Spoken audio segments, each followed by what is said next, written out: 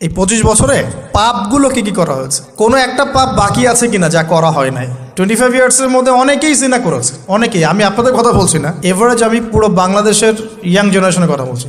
25 বছরের ইয়াং এই প্রজন্মটা, এই লেটেস্ট যে প্রজন্মটা, এদের অনেকেই জেনা করেছে, বিবাহ বহির্ভূত সম্পর্ক। এবং আমরা এখন জেনাকে অনেক সময় উস্কেও দেই, আমরা অনেক সময় এটাকে প্রমোটও করি, আমরা এটাকে ফ্যাশনও মনে করি। কারণ আমাদের ঢাকায় মানুষ বলে যে তোর গার্লফ্রেন্ড নাই, এটাই হচ্ছে ওদের কাছে অবাক করা বিষয়। সবাই ঘুরে, ঈদের দিন তুই ঘুরতে পারিস না? আমাদের ফ্যামিলির মধ্যে একজন বলতেছিল তার মেয়েকে, সবাই ঈদের দিনে বাইরে যায়, তুই যেতে পারস না?